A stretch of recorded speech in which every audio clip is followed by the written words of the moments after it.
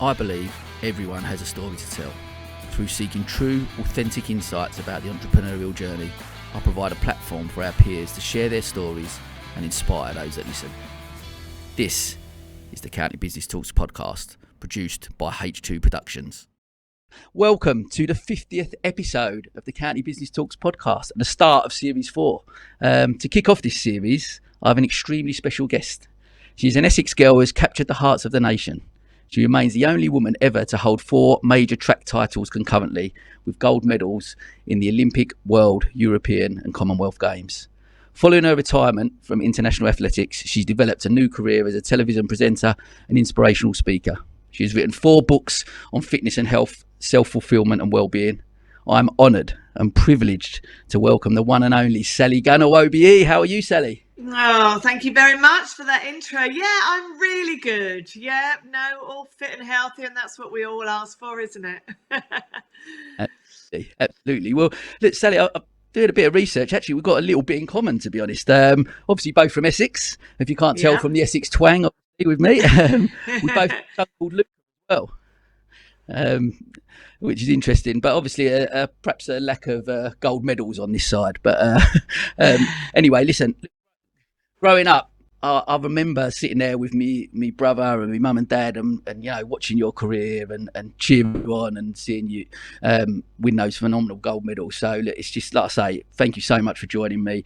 Look, we're gonna jump in. Just talk to me a little bit about life growing up in Essex and where did you first dream of becoming like a professional athlete?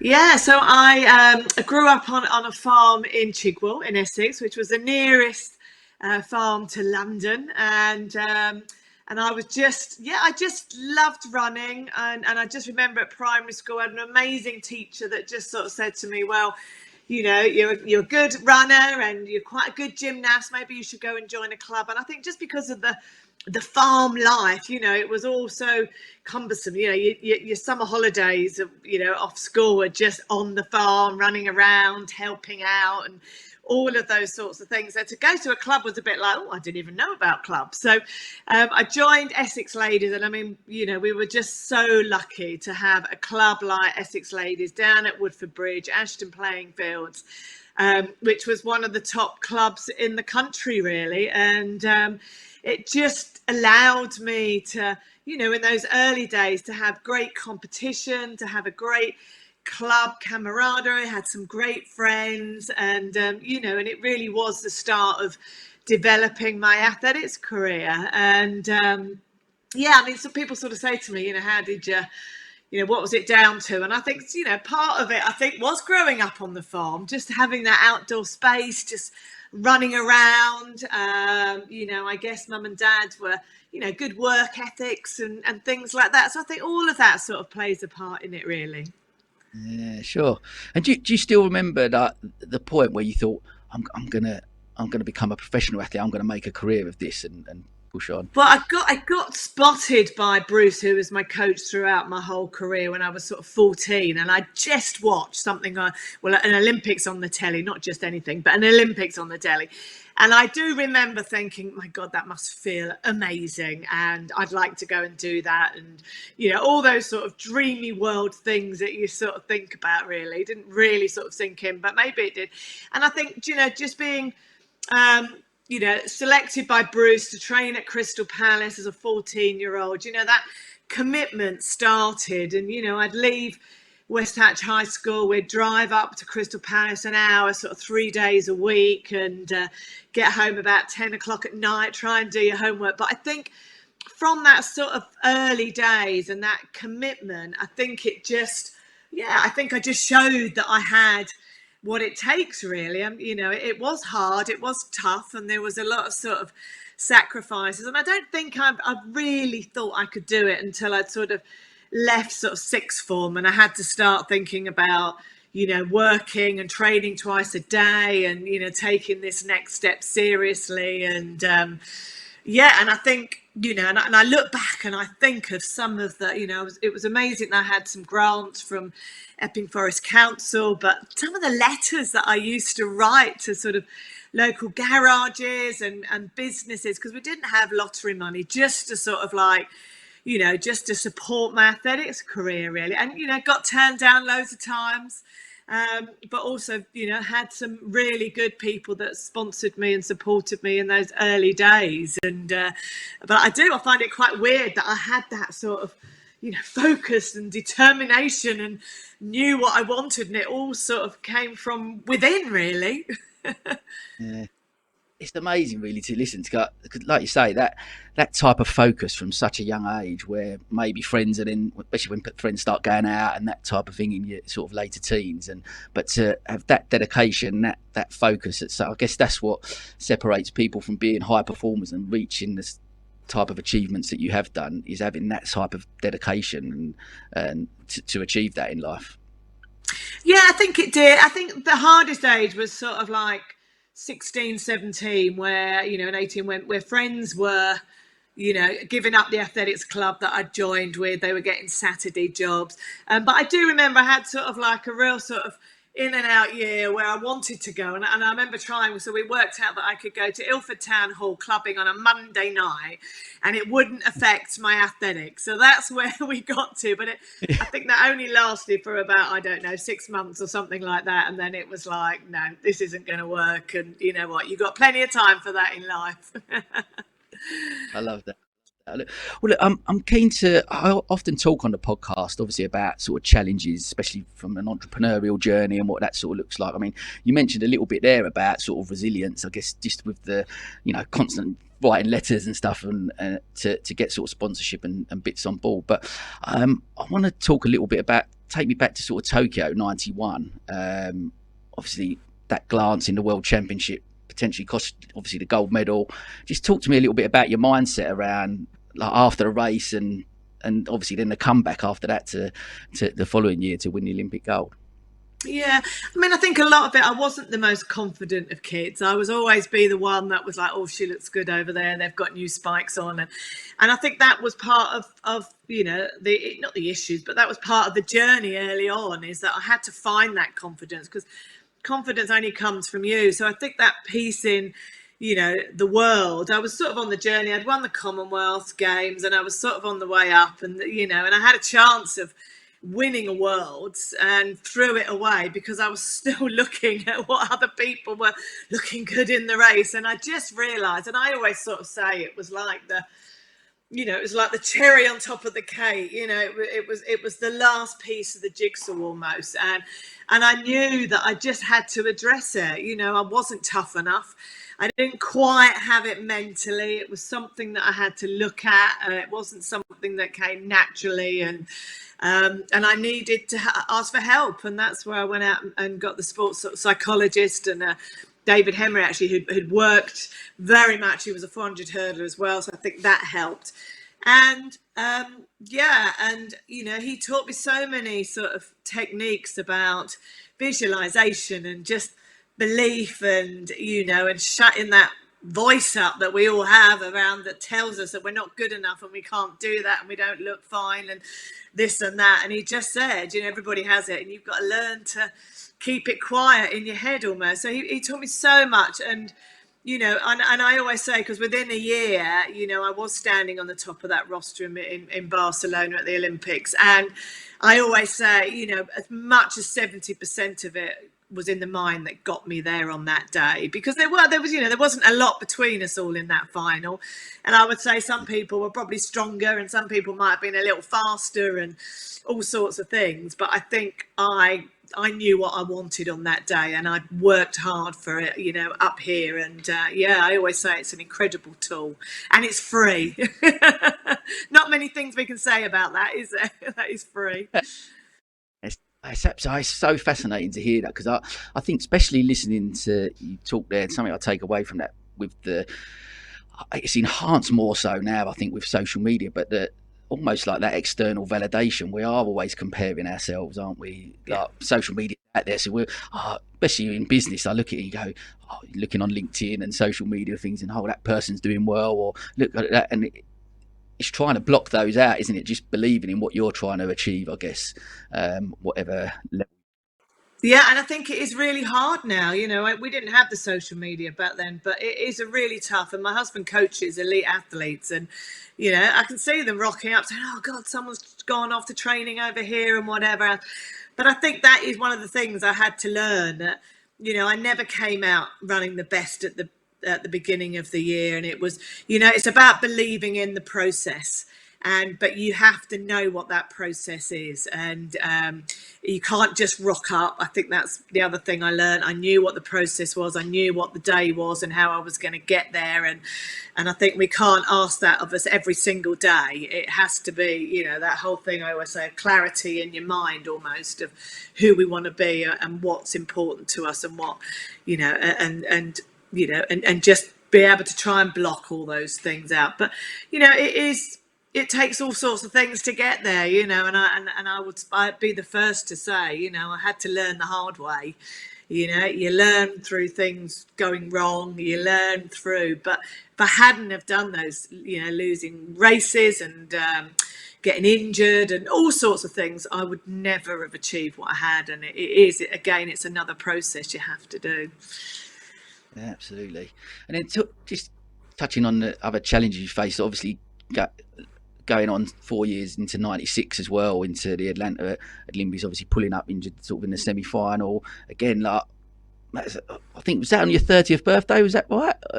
I think it was. I remember getting very drunk on some cocktail somewhere or other in Atlanta.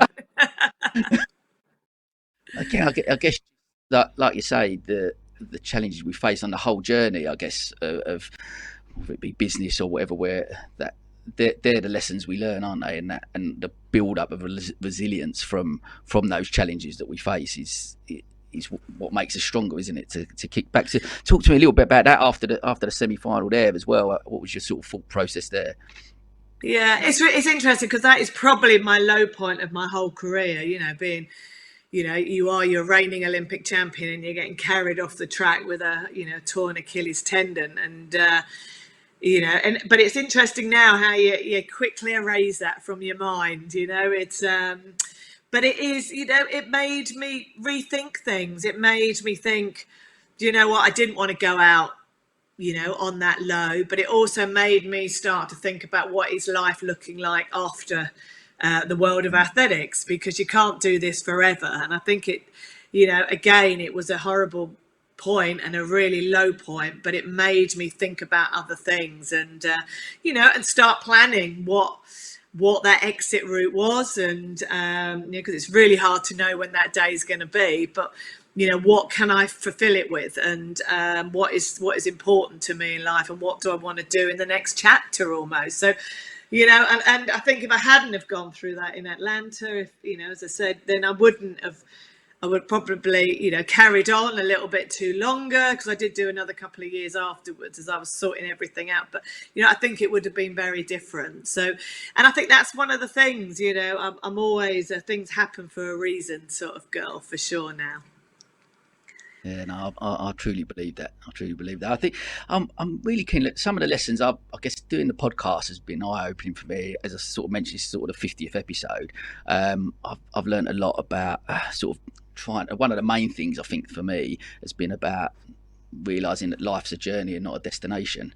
But I'm really sort of conflicted. I'm keen to see, as obviously a high performer, and people even in business journeys, we set ourselves goals and targets, don't we? I'm just keen to see how you, I guess, ensure that you enjoy the process of that journey, whilst you're still while you're still searching for that goal.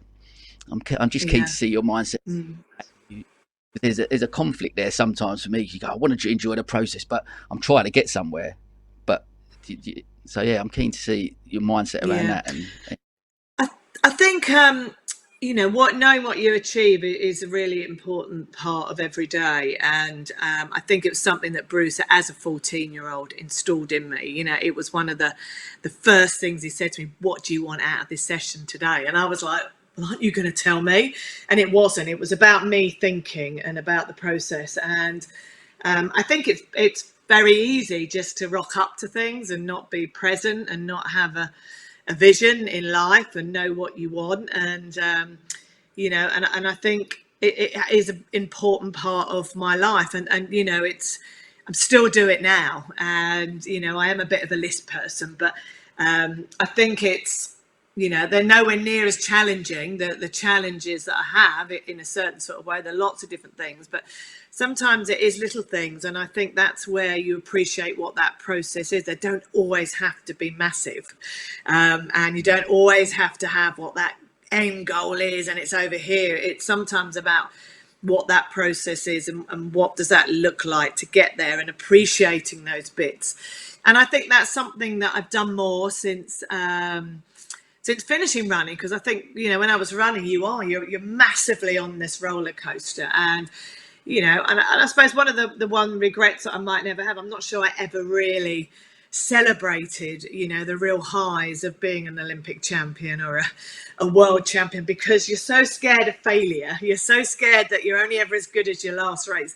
You're back on that roller coaster and you're back out there. And I think, you know, this next part of my life is I have really tried to appreciate more about, you know, the little things. And, you know, and I sort of regret in some ways that I didn't sort of celebrate those to how I should be. And I think, you know, that as part of what I do at the moment is passing some of those messages on that I learned in those days, but some of the things that, you know, not always the good messages. And I think it is about, you know, however big or small, it's like recognizing, you know, do you know what, sun's out today and I've just been for a run and I feel good, and you know, you've got to go and find that, you know. And I think it's just reaffirming it within yourself, and you know, but at the same time, it is still good to know why I'm getting up this morning. What do I want out of this day?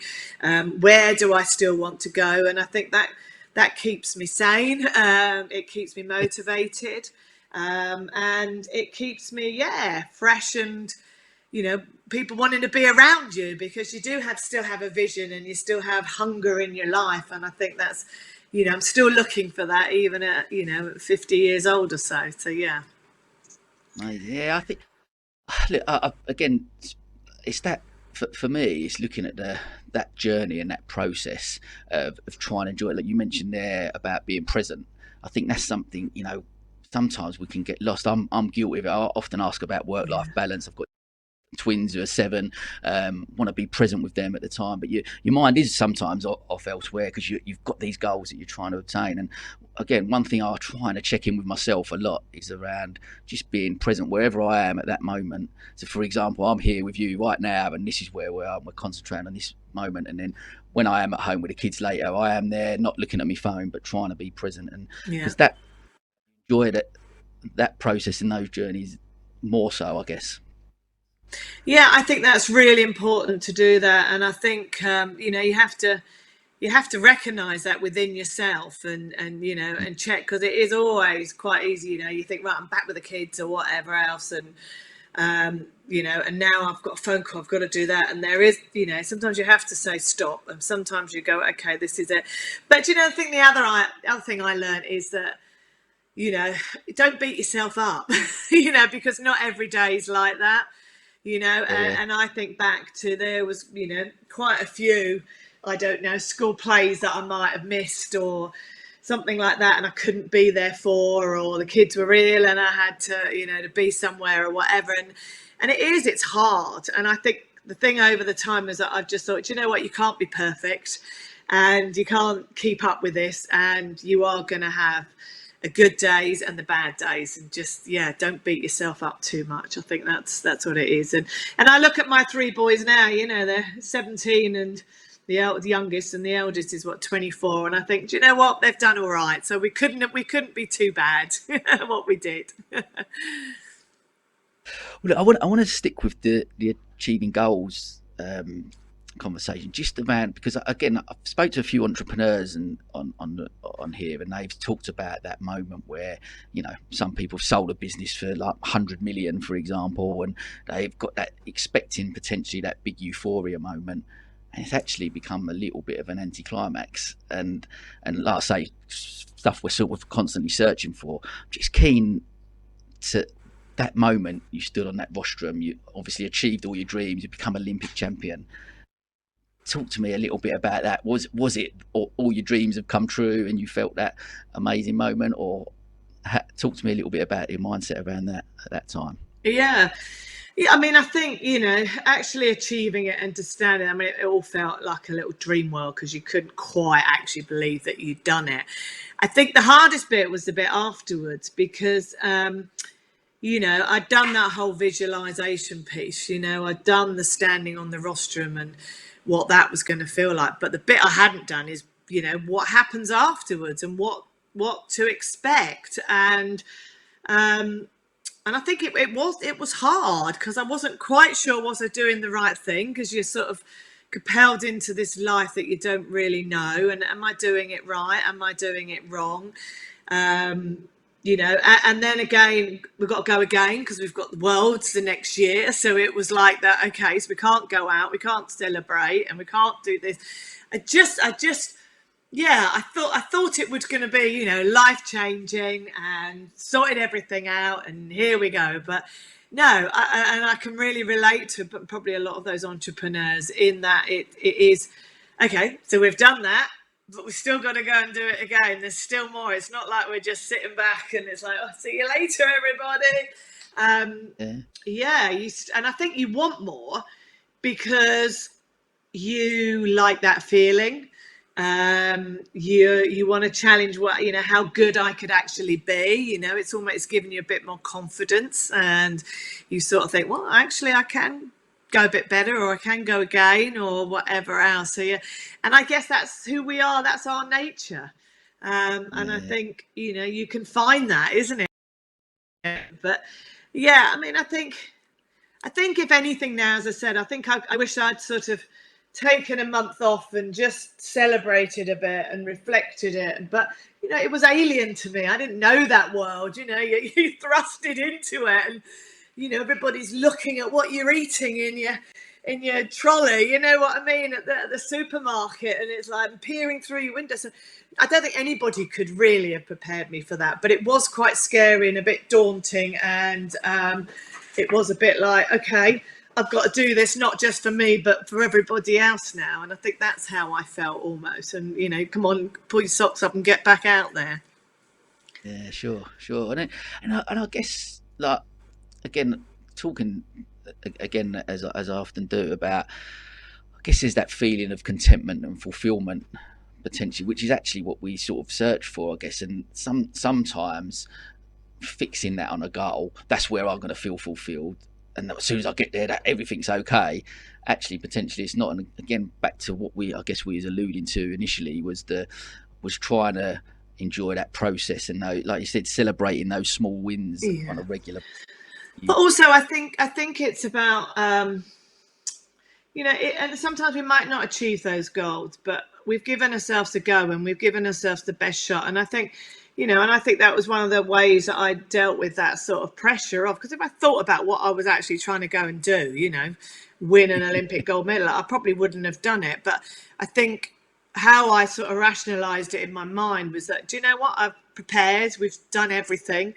Can only ever do your best that you can do. And if that's good enough on the day, then fine. If it's not, that's still the best version of you on that day, and be proud of it. And I think that's important as well, because we don't always succeed in everything that we do, but we have rocked up, we've prepared ourselves, we've given it the best shot. And I think that is really important to know that we've done that.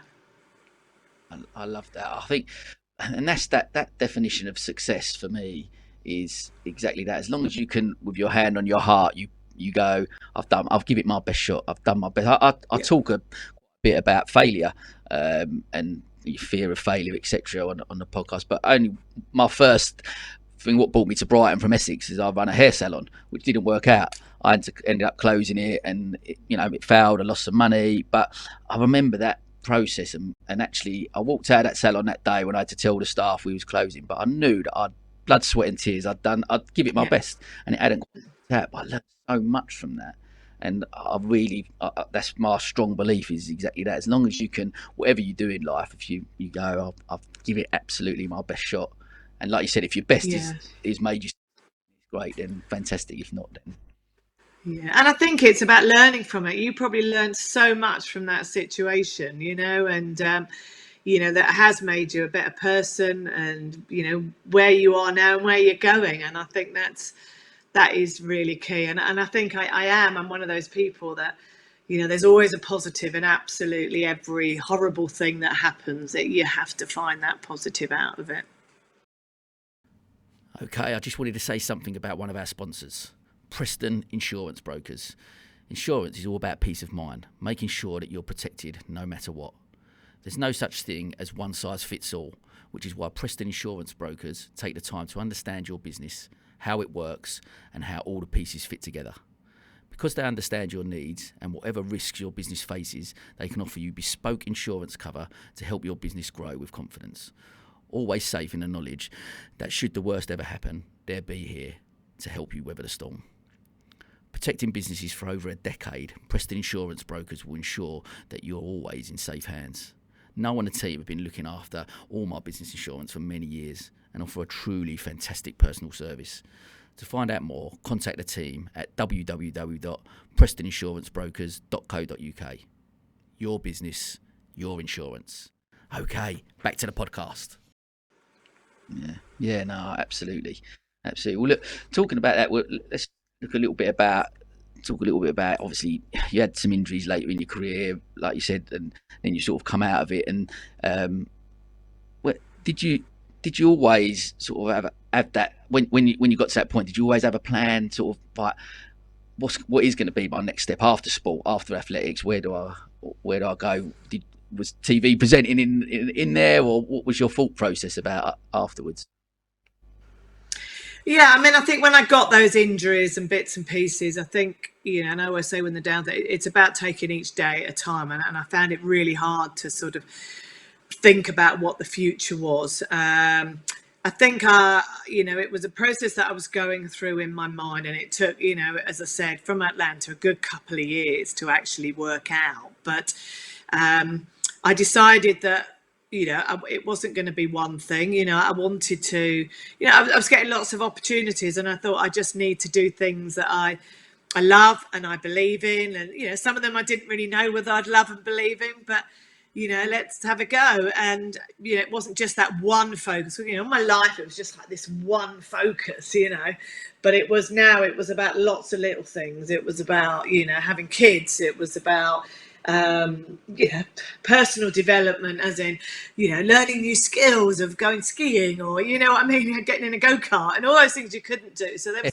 and they weren't always to do with, you and your career or whatever. There were personal things as well. And I think that was really key. So I probably had a good sort of like 5 or 6 different areas. And the TV and the media was part of that, and then there was some other sort of business deals and bits and pieces. So there was lots of little things, and I think that really helped. On the day that I did retire, it was like, okay, I'm ready, and I'm excited to see what the future is. And I think that it was really important for me to have thought of those for for the last couple of years it took me to actually get to that point.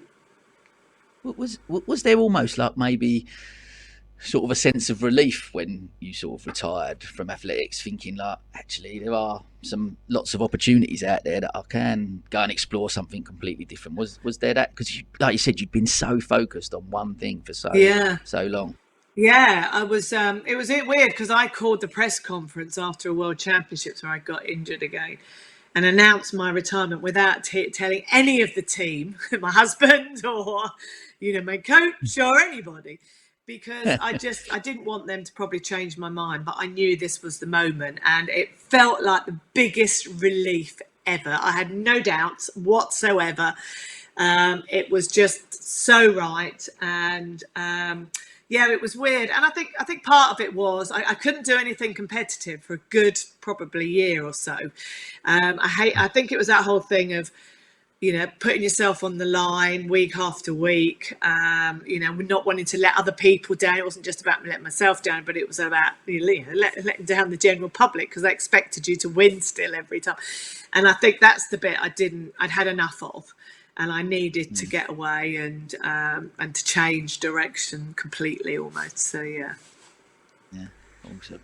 Well, look, I want to talk a little bit about culture and obviously building a strong team. I know you, obviously I follow you on social media. I know you posted recently about the importance of teamwork, especially obviously within individual sport you wouldn't necessarily think that as much, but I mean, just talk to me a little bit about the team you got around you then and even now, and just talk to me a little bit about culture and teamwork. Yeah. I mean, I think, I was sort of from probably the era I was, when growing up, it was very much you didn't chat, you didn't ask for help, get out there and do this on your own. It was that sort of scenario. But I knew that, I worked out, the last sort of like 4 years before winning in Barcelona that I did need help. But yeah, it was my coach and myself, and probably John, my husband, was in there, but I needed other people to do this thing. It was about, what I was eating. It was just about being professional about everything. And this isn't just about you learning everything. It was about getting an amazing people around you that could get you to this next stage. And that's the bit that I had to sort of, get over and break down, and and I'd spent lots of years trying to learn everything and not ask for help. And so that was a big thing, and I would just say that was the difference from coming fifth in the Olympics to winning, was building that team around me of physiologists, psychologists, of everybody. And so I think when I retired, I realized is that now you still need help. Everybody needs help. And it might be, I don't know, mother-in-law that picks the kids up, or mother-in-law that still does the ironing. She's 85 or whatever, she still does my ironing, but she's still part of the team. And I think, still have, personal assistants and John and all sorts of people. And I think we can't do this on our own, whatever we're doing. You don't have to have your own business, but you need to have people that you ask for help and don't think that you can do it all, and support each other, and just recognize what they bring to who you are. And, there's nothing, I think it's great to have, self-care and improvement and keep learning and all those sorts of things. And that's often by getting help, getting support, and, and encouragement. And I think, even now, I think, I often look at my coach and what was it? I had massive respect for him, and I think it's because he treated us all as individuals in our group, but also he never stopped learning. And I would say, even now, I was looking before I came chatting to you about, I quite like the look of that little workshop, little program that I can do when I'm on the road or whatever else. And I think that's really healthy to do that. And I think that's what I still want to be doing as I'm aging. I think that's such an important message just for any, like I say, I guess from me starting this and the amazing people I've had the honour of speaking to, but it's just a learning curve for me, constantly learning. I think being able to, like I said, with the kids and stuff, just as they grow up, just to hopefully they're always encourage them to always do that and just constantly learn. I'm keen to with leadership as well, like when you go into and do workshops and speak to corporates and stuff, and what do you talk to them about in regards to sort of leadership and team building? Is there some key elements that you mentioned to them in there around that? Yeah, I mean, I cover a lot of the things that, some of the tools that I used, in my own days in life now, and try and pass on all of those sorts of things. But, a lot of the sort of like the corporate wellbeing programs that we put in place, it has to be, the leaders have to be engaged with it all the way down. And I think that's any messaging that we're trying to get across. They have to be, if you want them to act in a certain way, they need to be doing it themselves almost. And I think that's it. And I think a lot of things that I come across is confidence. How many people lack confidence, especially women in organisations. They don't feel as though they can go up to that next step and have a family and do this, and that was me at some point, so how did I build that confidence? I think that's a really important part of it. But one of the biggest things I've learned, I guess, over the years is to actually be myself. And I think I came out of running, and you get caught in the media world and you do all these sorts of things and you try to be this person that you've watched or who we follow on social media or whatever else, and that doesn't work. And I think the thing I've learned in probably the last 10, 15 years is just be yourself. And if people don't like you, then that's fine. Not everybody is. But if you're honest and and you're passionate about things and you're just true to yourself, then I think that's half the game. And that's where I've sort of learned to get to. And I think it's a much healthier, happier place to be almost. Yeah, I love that. I think there was a guy, I'd done an episode last year with a guy. We talked about mental health, and he mentioned about a book he'd read about the regrets of the dying, and he said the biggest regret of palliative nurse. He said the biggest regret of the dying was that we've not lived a life true to ourselves, and that's the biggest regret. That's it, isn't it? Gosh, wow.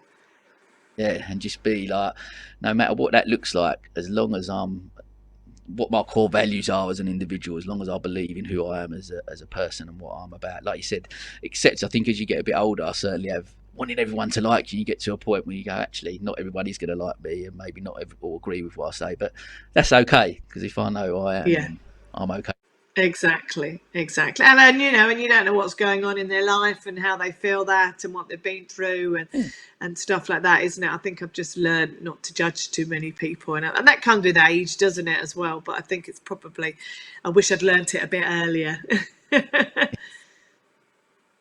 I'm keen as well just to look at what's your take on, since COVID, obviously we've come out of COVID and there's been like obviously co-working spaces, etc., and trying to build that team culture. What's your take on sort of hybrid working? Do you think that's a good thing for people, or do you think it's more difficult to build a culture with sort of hybrid working? What's your take on that? Yeah, I think it's been really interesting getting back out there in the companies around, the talks and the well-being, and companies are trying to get this balance, because obviously, I don't think it's good that all these youngsters are working from home, especially if they're graduates, and then they haven't got the senior people coming in the companies to help train them and give them advice and all these other things. So I can see the issues on both sides, but I could also see what we were before COVID, of just the roller coaster and the mad world that we're on, and it was about this work-life balance and getting it right. And I think what I've enjoyed personally is, yes, I love working from home, and I have probably been more productive because I'm not sitting on a train, or I'm not there, but I still need to be in front of people. And even doing my talks now, I've still got the virtual world going on, but I'm standing on a stage. And personally, I love the high I still get from standing on a stage, which sounds crazy, but I just love still meeting people, still getting a little bit scared as I get on that stage, and and finding who you are and what you're about. And I think it is about getting that balance. And I have met a lot of people that are working 5 days from home, and they're not getting up off their desks, and it has affected their mental health. And we've tried to sort of help and encourage people to get upstairs, get out, go out for a walk, or whatever else. But it's tough. So I think it is about trying to get that balance. And yeah, I'm not telling everybody to get back in the office 24/7, but I think if you can get that happy balance and everybody's working on the same way, I think we're all showing that we can be productive. I completely agree. I think, look, for me, I'm very much a people person. I always have been. I run most of the business I run are engaging with people, running events, etc., and bringing people together. So I was, as much as Zoom and this work, and it was great to it saved a lot of businesses, and it's a great tool and great way to communicate. There's still that human connection. We still crave that, I think, as a society, and we still need that. And you sort of alluded to there, it's definitely that younger generation from a learning perspective, actually being within a organisation, that them water cooler moments where you just want to ask someone a quick question, and you don't necessarily get that if you're constantly working from home, do you? Yeah, no, and I see it in my boys. They're all just getting out there in the workplace, and and they need to. I'm encouraging them to meet as people. It's very interesting what they're doing is to stay put, but it's to get in front of and learn, and yeah, the social skills as well. Yeah, no, absolutely. So you alluded to there a little bit when you was talking about obviously getting up on stage, that sort of first time you got up on stage. How was that? Like you said about being a bit nervous about that. Uh, even though you've run in front of millions of people watching, yeah, was that your mindset? Did that help you being where you had been as an athlete, and you took that into the stage? Or talk to me a little bit about that. um, Yeah, I mean, I didn't do it for years because I just thought, oh, I can't do that. That sounds horrific, being a presenter and da, da, da, da. And then I just remember, I think it was Roger Black said to me, people are just interested in your story. There's not many successful women. Just, be yourself and go and tell it almost. So once I had all the content, I knew what I was doing. I'd done the visualization, then I was happier. And now I still, I like that sort of out of your comfort zone. I think it's really important I think as we get older, it's so easy just to stay what we're doing. And then we get smaller and smaller, and, we're not happy in what we're doing, and we're not happy with who we are. And so I still quite like, and every year I'll sort of, do myself a little challenge, a physical challenge of some sort where I'm scared to do, but, not in a big way. But I think it is good to, and I always say I quite like the big numbers on stage, because you do get a bit of a buzz when you've done it, and you've done it well, really. So, or the best of your ability. Sometimes they go wrong on stage, but I've learned, it doesn't matter. People quite like that. It's just, you just be yourself again and go, oh God, where am I? Oh yeah, I remember now, and get back. And they like that because it makes you real. Yeah. That exactly that. Like again, back to just being your authentic self and that realness that comes across whatever you're doing in life. I think that's so important. I guess, look, as we're coming just towards the end, before we sort of get into the quick fire questions, a couple of last little bits. I wanted to just sort of can you highlight, mate? Because obviously you do a lot of talks to corporates, and obviously a lot of our listeners are a business audience. So just any 3 key elements that you've taken from, I guess, your sporting career that you've taken into business that you'd be able to share with us.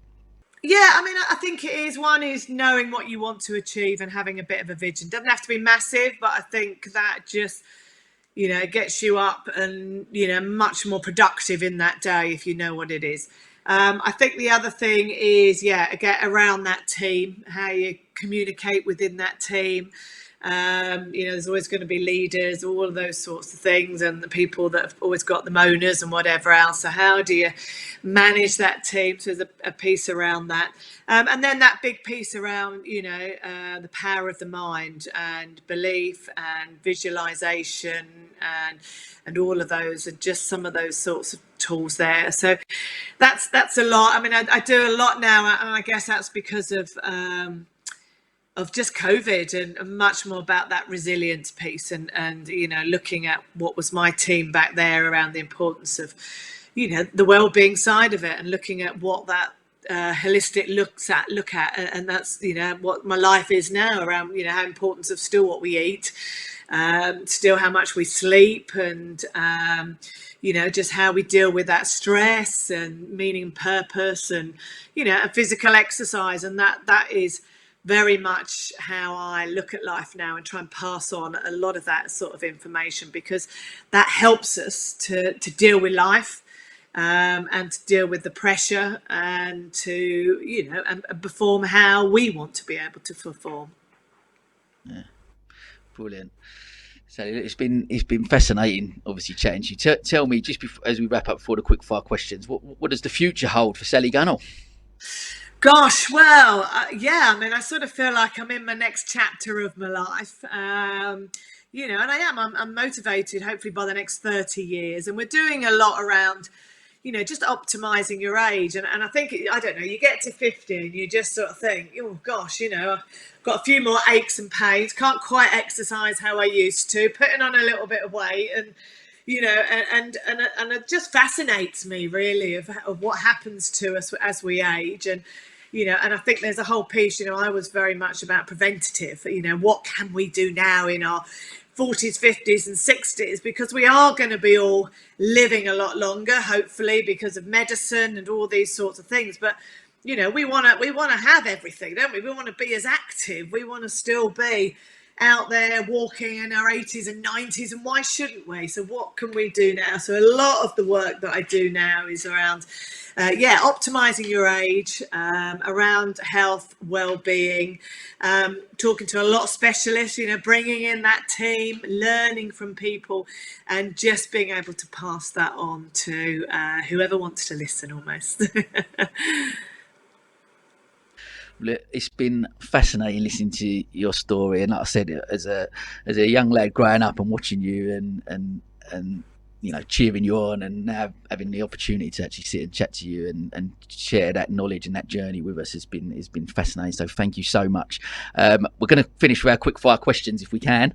Okay. So I want to jump in. First one: what one piece of advice would you give to your teenage self? Confidence. Stop knocking yourself down. Believe in who you are. Be true to yourself. And don't give yourself that hard time. I wish I hadn't. Yeah. But who has inspired you in your career and why? I had and still have role models, people I looked up to. There's never always one person. Sometimes it can be, it might have been my dad on the farm, to sports people that were, in my event, and then I was running better than them, to, leaving the sport and coming across some amazing women within organisations, and, having a family and working and leading a company or whatever. So I think it's really important to have mentors and people that you look up to in your whole career. Just I think sometimes people think that they're better than everybody else, and I don't need somebody, but I think we all need somebody throughout our lives. Yeah, I completely agree. I think, look, one of the reasons I think I started the podcast, because I just think people often ask me, "Oh, who inspires you?" or whatever, and we're surrounded by people, down here in Brighton, Sussex business community, surrounded by people who achieve great things every day and who inspire us. So yeah, I echo that. That's amazing. Can you recommend a book or podcast to our listeners that's made an impact on you or influenced you? I do love a podcast, but a lot of my podcasts are very much around, I guess, just what happens to us and the sort of like the health and the well-being side of things. And I think my number one podcast would be, I wrote it down because I knew you were going to ask me and I never remember it. Feel Better, Live More, and it's Dr. Rangan Chatterjee. And every sort of like week he will look at all sorts of different things, just sometimes about mindfulness or coping with stress or nutrition or new things that are out there, and a lot of what all the scientists and doctors are looking at, and he brings it into sort of like a medical side of it, but a way that we can understand. So I love listening to him, but a lot of my sort of podcasts are around those sorts of things. Yeah. I've listened to that. I'll subscribe to that one. It's a brilliant podcast. You're right. Fascinating. Love that. Okay. Final one. What is your one rule for living a fulfilled life? I would say, which I have to adjust because I am a little bit of a fixer, and I think sometimes I've had to sort of reel it back in. But if somebody said, no, you can't do that, or there's no way, I always say there's always a way, and I will work it out, even if it's, I don't know, working out the heating or something, I'll sit there and try and find it. I think the thing I've learned is that maybe I can't change things straight away, and to be patient and to reflect. But I always think there is always a way, and give it a go. And if it doesn't work out, at least you've had a go. So that is probably how I try and live my life. Love that. What a brilliant way to finish. Listen, Sally, it's been an absolute honour and a real privilege to have a chat to you. Thank you for sharing your journey and wisdom that you've had over the years, and it was really brilliant. So listen, what a great way to kick off series 4 and celebrate my 50th episode. So from the bottom of my heart, thanks so much, Sally. It's brilliant. Thank you, and well done to you as well. You've done a great job with all these podcasts in and around the area. So it's been lovely to chat to you. Take care. all the best. Thanks. And that's a wrap. Thank you.